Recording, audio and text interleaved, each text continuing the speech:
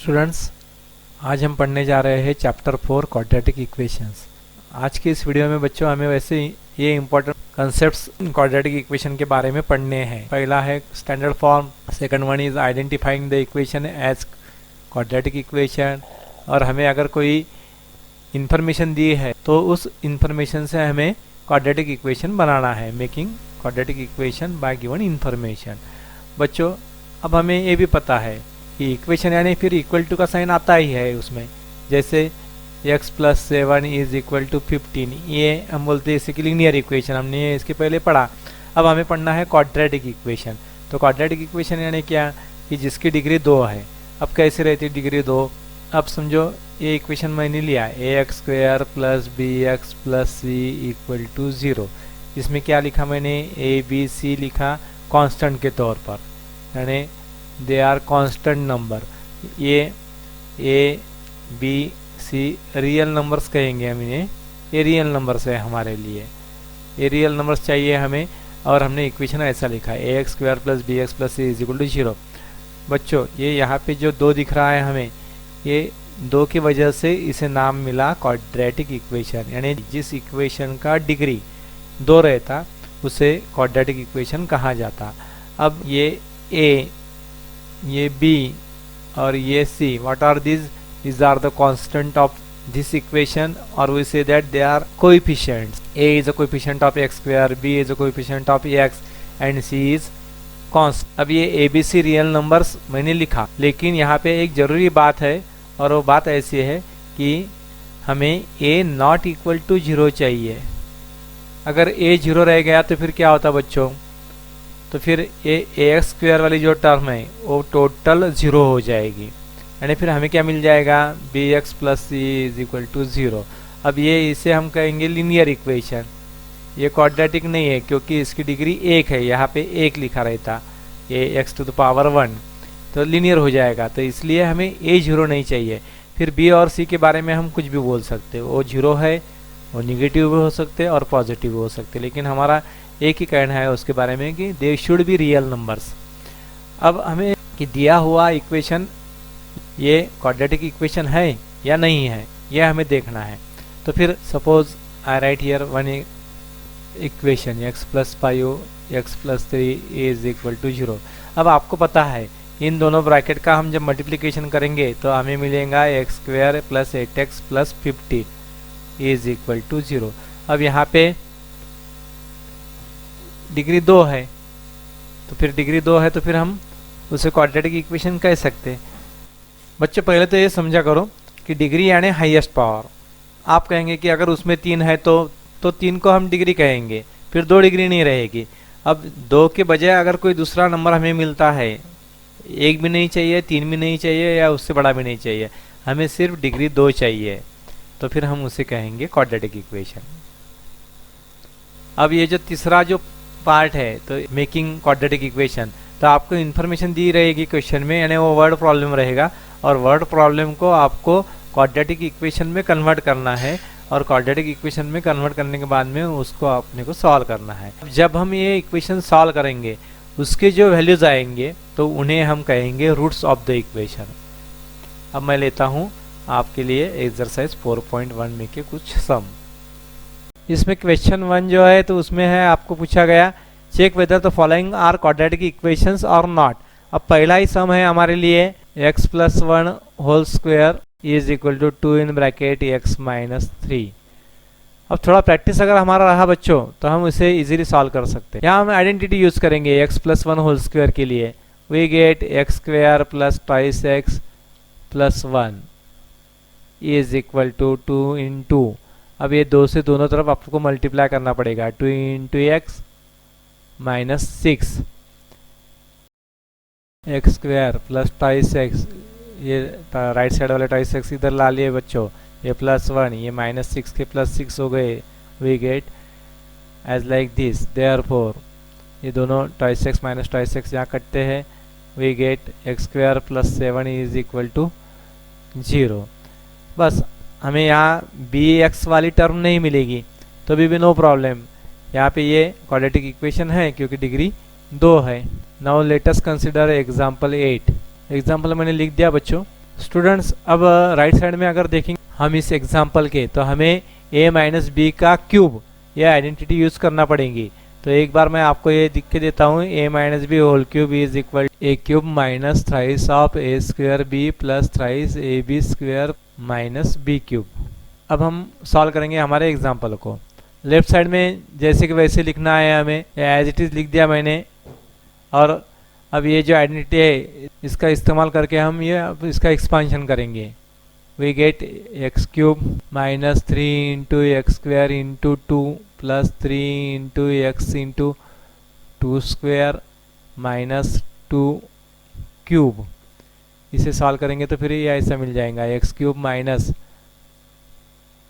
6x square plus 12x minus 8। और ये जो टर्म है हमारी ये यहाँ हम लिख देते हैं। thus we get x cube minus 4x square minus x plus 1 is equal to this much right side.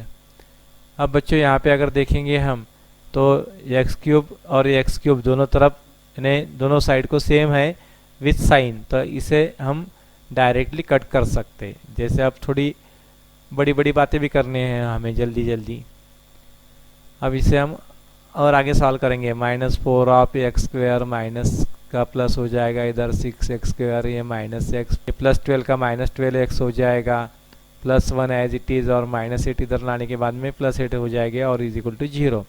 बच्चों इनका सॉल्यूशन फिर क्या आएगा अगली स्टेप में, we get twice of x square minus 13 of x plus 9 equal to 0। तो students अब इसकी तरफ देखने के बाद में हमें तुरंत पता चलता कि ये क्वाड्रेटिक इक्वेशन है, तो फिर यहाँ लिख देने का कि this is the quadratic equation. तो ऐसे आपको इक्वेशन सॉल्व करना पड़ेंगे। डियर स्टूडेंट्स अब हम जाएंगे क्वेश्चन 2 की तरफ। इसमें हमें सिर्फ इक्वेशन तैयार करना है, यानी इन्फॉर्मेशन दी हुई है और इन्फॉर्मेशन के हिसाब से हमें इक्वेशन तैयार करना है। अब ये जो सम है तो इसमें दिया है आपको the area of the rectangular plot is 528 metre square, यानी एरिया दिया है रेक्टेंगुलर प्लॉट का और एक कंडीशन दिया है आगे लेंथ और ब्रेड्थ में। The length of a plot is 1 more than twice its breadth.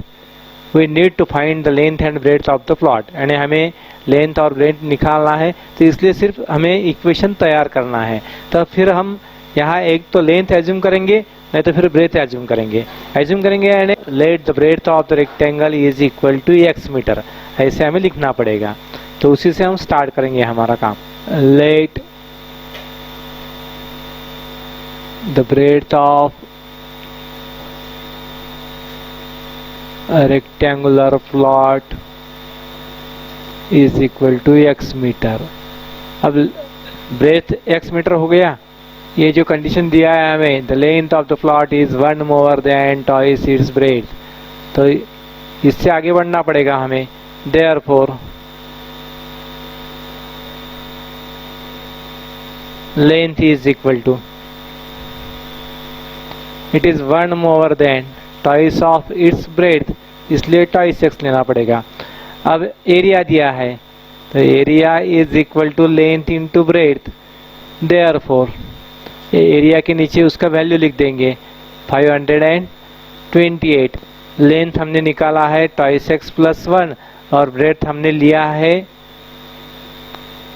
मेरे वर्डिंग्स की तरफ प्लीज ख्याल दीजिए बच्चों, और ब्रेड्थ हमने एज्यूम किया है x।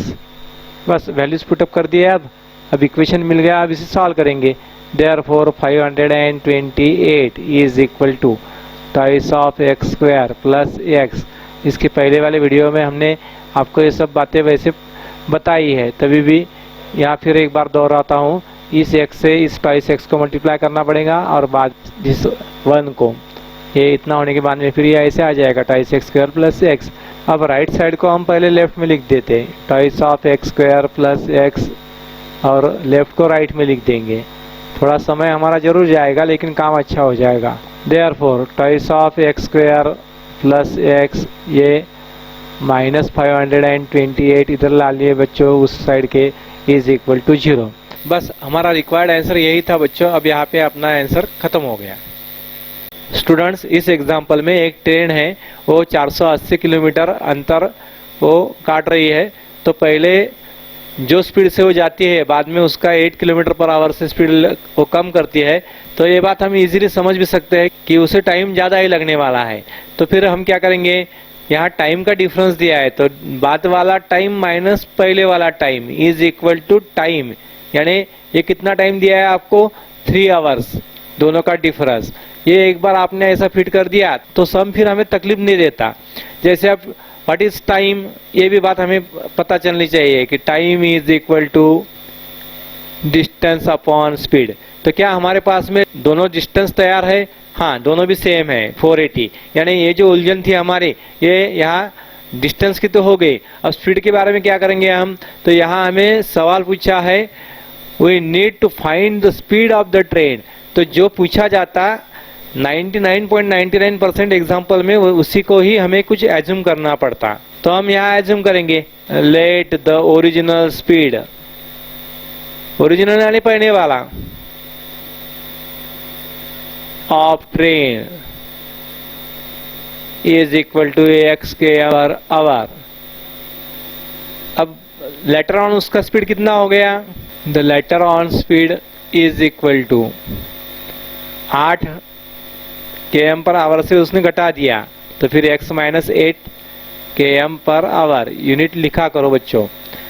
अब हमें क्या है, कंडीशन क्या मिला, t2 minus t1 is equal to t, तो फिर डिस्टेंस 480 है, देयरफॉर बाय गिवन कंडीशन। एक बार मन में अगर हमने पक्का कर लिया कि भाई ऐसा हमें करना है तो उलझने अपनी कम हो जाती है। कभी आपको डिस्टेंस का सब्ट्रैक्शन दिया होगा, कभी स्पीड का दिया होगा, तो ये दोनों तीनों बातें सामने लाने की और उस हिसाब से थोड़ी प्रैक्टिस बढ़ा दी तो एग्जाम्पल एकदम इजी हो जाते हैं हमें सॉल्व करने के लिए। अब यहाँ पे हमने T2 यानी लेटर ऑन वाला टाइम, तो फिर डिस्टेंस है हमारा 480 अपॉन और स्पीड जो है हमारा इट इज x माइनस 8। इस टाइम में से हम माइनस कर रहे हैं दूसरा टाइम 480 अपॉन ये जो है पहला ओरिजिनल स्पीड वो x है, इज इक्वल टू हमें 3 आवर्स लगे इसीलिए इसके लिए। अब बच्चों यहाँ क्रॉस मल्टीप्लिकेशन मेथड हमें अप्लाई करना पड़ती है, जैसे इन दोनों का मल्टीप्लिकेशन, फिर इन दोनों का मल्टीप्लिकेशन और डिनोमिनेटर में इन दोनों का मल्टीप्लिकेशन। ऐसे 3 स्टेप्स अपने मन में अपने को तैयार करना पड़ती। देयरफॉर ये 480 इंटू एक्स माइनस 480, अब ये जो है x माइनस 8 ये बाइनोमियल है, इसमें 2 टर्म्स है तो इसलिए हमें यहाँ पे ब्रैकेट करना पड़ता है x माइनस 8 अपॉन इन दोनों का प्रोडक्ट, अगेन ब्रैकेट में लिखेंगे हम x minus 8 into x is equal to 3। अब ये न्यूमरेटर हम सॉल्व करेंगे 480x माइनस 480x, इन दोनों का प्रोडक्ट अब 480 और 8 का,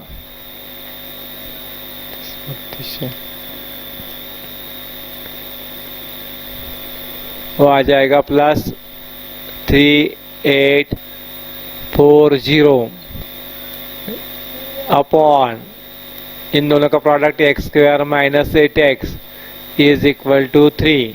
अब यहाँ पे ये 480x ये माइनस 480x से कट जाते बच्चों, तो इसलिए यहाँ पे इसे हम ऐसा कट कर देंगे और therefore in numerator we only get 3840 is equal to, अब ये नीचे वाले जो है एक्स स्क्वायर माइनस 8x इसको आप मल्टीप्लिकेशन में लेके जाएंगे, एक्स स्क्वायर माइनस 8x 3 के मल्टीप्लिकेशन में लेके गए उसको। अब यहाँ पे बच्चों और एक बात याद रखो, थोड़ी तीक्ष्ण नज़र हमारी चाहिए एकदम। ये 3 है और ये 3840 है, तो वी कैन डिवाइड 3840 बाय 3, तो हम डायरेक्टली अब इससे मल्टीप्लाई करने का फिर इसको सॉल्व करने का, तो उससे ये अपने को इजी है। देयरफॉर 3 से डिवाइड कर दिया हमने इसको, हमें मिल गया 1280 is equal to x square minus 8x। Therefore x square minus 8x minus 1280 is equal to 0 is our required equation. आपके लिए सिर्फ मैं इसे हाईलाइट कर देता हूँ बच्चों, आपके पास में अगर समय है तो आप इसे भी सॉल्व कर सकते हैं और उसका आंसर निकाल सकते हैं, लेकिन as per the note of the question और answer is up to this step only.